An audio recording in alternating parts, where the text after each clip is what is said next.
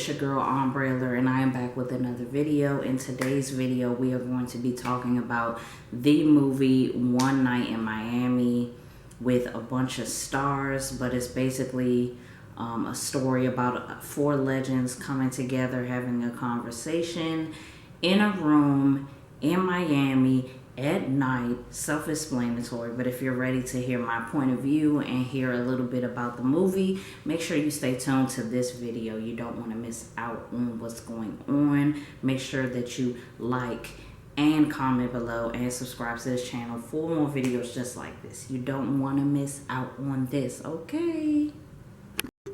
Okay, y'all, so I recently watched this movie and I really enjoyed the movie for several reasons. So the movie is dated in the early 60s in Miami. It was during a championship of the world boxing match between Muhammad Ali, who was 22 at the time, and Sonny Liston. Both of them fought. Jim Brown was a football star. I forgot what team he's on, but I'll put it, what team he was playing for, but I'll put it at the bottom of the screen. Jim Brown was an NFL star. He was a running back, and he was a correspondent at the boxing match. So he was actually, you know, sitting with other correspondents talking about the fight the whole time. Sam Cooke and Malcolm X were also at the fight, and they were sitting together on the opposite side of the boxing ring. So I do think that this is a very interesting movie because it's like, it's kind of crazy how, you know, legendary people link up. And to think that, you know, Malcolm X, Muhammad Ali, Sam Cooke, and Jim Brown were like friends. And it's like they're all very talented in different ways. Like Sam Cooke, he was an amazing gospel singer turned pop star.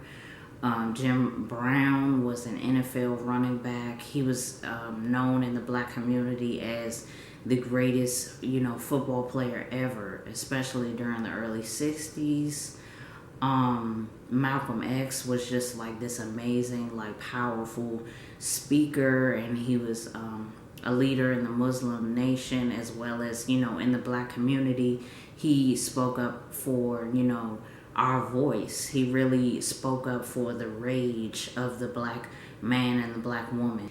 And then you have Muhammad Ali. He's very much so outspoken. He's a 22-year-old guy, boxer.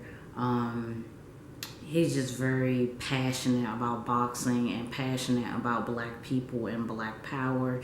He was also very vocal about, you know, his feelings towards the war, the Vietnam War, and not going to the Vietnam War. Everyone knows, you know, his thoughts about that. And, you know, it was more important that he said that too, because it was a lot of the thoughts of the black community is like, you know, we don't want to go to no war because we fighting people we don't know. We fighting people that ain't did nothing to us. And, you know, and especially during the 60s in America, it's like black people, we're at war with, you know, we're at war trying to, you know, show people that we're American too. You know, we're at war in our own country, so it don't make no sense for us to go all the way over there to Asia and fight some Asian people that ain't did nothing to us. So to think about all four of these men coming together and, you know, having a night out is kind of crazy and kind of cool. And I think in the article I read, they were comparing them for knowing each other to like the Black Justice League, like, of America. And I think that that's spot on because they all like are superheroes in their own ways, and they all have strengths and weaknesses. And I feel like you see that in this movie specifically. You see their power and you see where they're weak at. At night, Muhammad Ali and Malcolm X were just celebrating over ice cream. And Sam Cooke and Jim Brown, who are not Muslim, they wanted to have fun. You know, they wanted to party, they wanted to have some females, they wanted to get some drink. So it was like, I think Sam Cooke and Jim Brown was already on the edge because they wanted to like party and have a good time that night, and it was a lot of parties going on at the time because of the big win. So I think that, you know, they were already a little irritated that they, you know, didn't party like they wanted to. So I feel like that kind of set up the tension for the rest of the night. And of course we don't know exactly what was talked about, you know, in the room. But it's an interesting, I feel like this movie is done in such an interesting way that it makes sense. I feel like it shows a lot of things that happen in their individual lives that, you know, make them who they are in this present night. So my thoughts really is that I feel like they were all four black men, they were all going through transitional periods in their life. And I feel like a lot of us, you know, in general, we can relate to that. You know, as we get older, we're transitioning into different parts of our life, whether it's in our career or it's in our family. Like a lot of like life is happening, life is changing.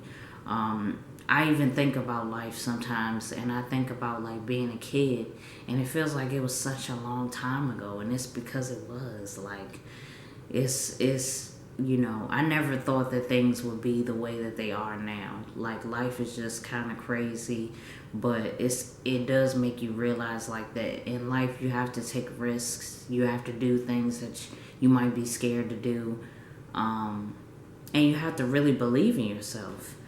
So the men, all four men, like I said, were in transitional periods in their life. And specifically, I mean that with Malcolm X, he had just got in trouble with the Nation of Islam because he spoke publicly about his thoughts about JFK's death, because John F. Kennedy, he got assassinated in 1963. And when they asked Malcolm X, like, how did he feel about it, he said he felt like it was chickens coming home to roost, because white people had killed him. I think that's where he was going with that. Because JFK was like a more open-minded president, you know, kind of like Lincoln. You know, Lincoln was trying to free the slaves and they ended up killing him too. So I think that's where he was going with it. Like, it's like white on white crime, basically.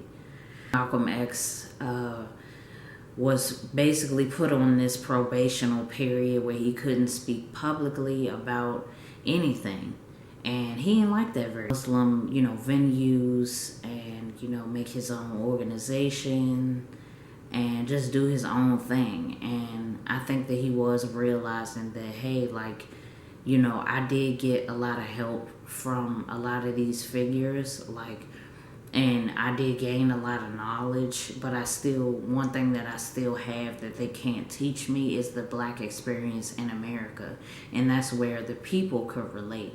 So to me, like watching Malcolm X speak, I feel like or watching clips of him speak, it was like a clash. It was a culture clash, because he would talk about his own experience and he would relate it back to Muslim culture. So it was like that all the time. So I think that he was figuring out that, hey, like I'm a good public speaker even without talking about the Muslim culture or incorporating the Nation of Islam in everything that I do. Like, I'm still brilliant. I'm still good. So that was Malcolm X. I think that was his transitional period, like leaving the Nation of Islam, trying to do things on his own, risking like, you know, risking a place for his family to be, feeling like he might get killed, like things like that was like his transitional period, and it contributed to his lack of confidence. Okay, so Sam Cooke, in this movie, you could see that he was trying to gain the acceptance of the white audience with his voice, and it wasn't really working. He was performing at this place, I think it's called the Copa, and, you know, the crowd just wasn't receptive to him, period, because he was black. He did things. He sung a Debbie Reynolds song, and maybe he shouldn't have did that, in my opinion. I think he thought that it would make his performance better, but I think he was starting to realize that, you know, the game of football is very dangerous, and he wanted to retire to act. I think he developed a passion for acting, and he didn't want to really do football anymore. And you know, the black community really loved him, loved what he was doing, and I think he kind of had a fear like that people wouldn't accept him wanting to be an actor, and people wouldn't like him being an actor or something like that. And I don't think he was getting the recognition that he deserved either for his NFL like ability, especially from white people. Like there was a scene in the movie where he was talking to someone that he's known for a long time, that was a white man, older man, and knew his family. And it was a good conversation up until the end part, and he was trying to help him carry some furniture or something, and he was like, I appreciate that, but you know, we don't allow N words in the house. And he was just like looking like, what the fuck? Like, he was just looking like, we just had this good ass conversation. I thought he was talking to me like I was a person. Like, he was literally like, if you need anything, you could talk to me or whatever, or you could just call me. And then he called me the N word. So it's like, you do just see color at the end of the day. All I am is a black dude. Like, all I am is just an N-word to you. So I think he was like, I did all of this and I'm still just an N-word. Even to somebody that I've known for a long time. And then we get to Muhammad Ali. He just won the championship of the world.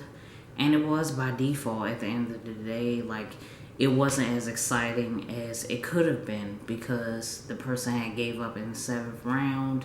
He was under a lot of pressure to become a Muslim from Malcolm X, and he wanted to still maintain his passion and do things his way. And I think that that was clashing, on top of the fact that he wasn't really winning his fights.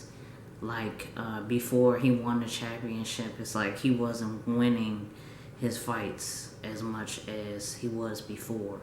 So I feel like he was, you know, just transitioning into, like, possibly becoming a Muslim and, you know, trying to still maintain who he was as a person and, you know, trying to give up, you know, certain things, you know, like liquor and all these other things.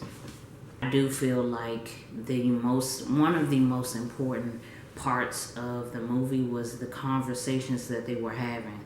Like Malcolm X, he was incredibly hard on Sam Cooke, and at first I was like, damn, like he doing too much. Like I feel like it was his approach. His approach was kind of wrong, but I do feel like he had a point in the way he was talking. I recently saw a couple of people put this on their Instagram story, and it says healthy relationships include uncomfortable conversations. And I just think that that's like the highlight of this movie, is that they were friends. All 4 of them were friends, but they were having very intense conversations about race and you know, about being leaders in the black community. And I feel like you know, specifically with Sam Cooke and Malcolm X, their conversation, you know, was more about, you know, Sam Cooke not being such a representative for the culture, because a lot of his songs was like, you know, sappy, romantic songs, and, you know, white people love the music or whatever, and so did black people. But it's just like, I think Malcolm X was like making a point like, you know, black people are dying every day, and you're not talking about that in your music, and you would make much more of an impact if you did that instead of singing about, you know, singing what you're singing, basically. And I really thought that it was an intense conversation, but it was a conversation that was meant to happen. And leading from that conversation, Sam Cooke made one of his most famous songs, a Change Gonna Come. That, I heard that my whole childhood. When you hear that first part, I was born by the river, like, that's his song. Like, if you know that song, then you know that song. If you know that song, first of all, you're a real one. But that is a very powerful song. Like, and he was inspired, from that conversation. I'm thinking, that he was inspired from that conversation between him and Malcolm X, of him, just being more of a leader in the movement, and, and talking about what's going on. And I think it's because Malcolm X felt like he was going to get killed. And he just wanted to, I feel like his whole aim in the conversation was like, all right, like, I think he actually told them, like, he thinks that he's going to die. And he was basically saying how he felt like Jim Brown and Muhammad Ali were going to be good leaders in the movement, like, if something would happen to him. And Malcolm X was, like, disappointed in Sam Cooke almost, because he knows how powerful music is, and he knows how powerful Sam Cooke's voice is. So he just wanted him to use his voice for the movement, for what's going on. And I think Sam Cooke was kind of, like, offended, because because of the way he was talking to him. He was just like, well, you're, like, downplaying everything that I'm doing right, though. Like, you're just pointing out what I'm doing wrong. You calling me a monkey, and basically saying I'm a coon, and all these other things. But, I feel like I got from that conversation that the truth hurts. Like, at first, I understood Sam Cooke, like, especially when he was talking about JFK, and he was asking him, like, why did you go on TV and say that? Like, why would you say something like that about John F. Kennedy? Like, my mother liked him. And Jim Brown was like, yeah, my mother did too. And he was like, my mother cried, like, when he died.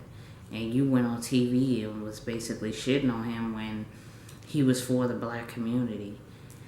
And it was just intense. All the conversations was intense. I forget what happened with Jim Brown and Malcolm X, because I feel like when they had a conversation, like, Malcolm X's tone changed. And I was just thinking about, like, wow, he's way more calm talking to Jim Brown, and maybe it's because it's somebody that he extremely admires, or and Jim Brown made a good point about Malcolm X. He kind of was like, because Malcolm X was as passionate as he was in the argument, he was making it seem, he basically broke it down into skin color. And he was like, y'all, you light-skinned cats are something else. And Malcolm X was kind of like, what do you mean by that? And he was just like, you light-skinned cats are always trying to, like, prove a point or make it seem like y'all just so black. And he's just like, what is the point? Like, what is your point? Are you trying to prove something to us, or are you trying to prove something to yourself? And Jim Brown was basically saying, like, I'm a dark-skinned black man, and there's nobody that knows, the extreme, struggle as a more brown complexion, dark-skinned man. And I just thought that conversation was interesting, because it still happens today. Like, the complexion thing, it still happens. And, we're all black at the end of the day, but we'd be damn fools if we didn't admit that people that are lighter skinned get treated better, or put on a pedestal more. Or I just wanted to say thank y'all for watching. Let me know how y'all feel about this in the comments. Let me know what you're thinking. Make sure you like, comment below, and subscribe to this channel. It's Ombre Alert, and I'll see you in the next video. Bye.